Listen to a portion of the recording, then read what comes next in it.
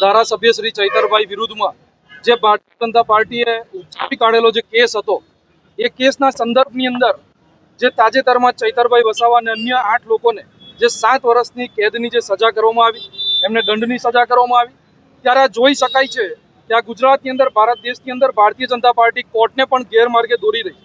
કોર્ટે જે કંઈ પણ પુરાવા હતા, જે કંઈ પણ લખાણ હતું અને એફિડેવિટ હતું, એના આધારે એમને તો સજા સંભળાવી દીધી. અમે એમને શિરોમાન્ય રાખીએ છીએ. આગળ અમે હાઈકોર્ટમાં અપીલમાં પણ જઈશું અને સ્ટે માટે પણ જઈશું.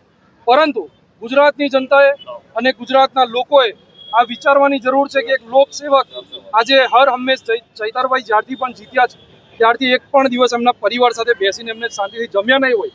પરંતુ ભારતીય જનતા પાર્ટી વારંવાર એમને જેલમાં કેવી રીતે પુરાય, એમનું ધારાસભ્ય પદ કેવી રીતે રદ થાય, એવા સતત એ લોકો કાવતરા કરતા આવ્યા છે. એનાથી આજે ગુજરાતની જનતા આ ભારતીય જનતા પાર્ટીને ઓળખી ગઈ છે. અમે આશા રાખીએ છીએ કે આગામી દિવસોની અંદર આ અત્યાચારો બંધ થાય. જો અત્યાચારો બંધ નહીં થાય અને ચૈતરભાઈ જો વહેલી તકે છૂટે નહીં, જો સરકાર આવી રીતે ગેરમાર્ગે દોડતી રહેશે, કોર્ટોને ગેરમાર્ગે દોડતી રહેશે, તો અન્યાય માટે જનતા જશે તો જશે ક્યાં?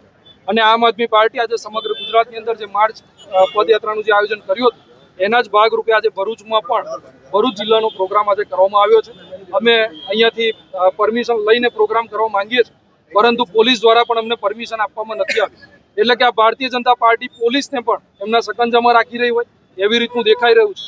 ગુજરાતની અંદર, ભરૂચની અંદર દારૂ માટેની પરમિશનો મળી જાય, પરંતુ જ્યારે આવી રીતે રેલી કાઢવાની હોય, શાંતિપૂર્વક રેલી કાઢવાની, એના માટે પરમિશન નથી.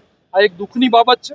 અમે આશા રાખીએ છીએ કે દારૂબંધી પર ઉપર જો આટલો તમે સકંજો રાખશો તો ભરૂચની અંદર દારૂબંધી થશે. પરંતુ એવું નહીં થઈ શકે, કારણ કે ભારતીય જનતા પાર્ટી પાસે એટલા પૈસા નથી, સરકારો પાસે એટલા પૈસા નથી કે પોલીસના એ લોકો પગારો પણ કાઢી શકે, કારણ કે એમને એમના પોતાના કમલોમાં બનાવવામાં એ લોકો બિઝી છે. એટલે અમે વહેલી તકે ચૈતરભાઈ બહાર આવે એવા સતત અમારા સૌના પ્રયત્ન છે. અસ્તુ. ભારત માતા કી જય.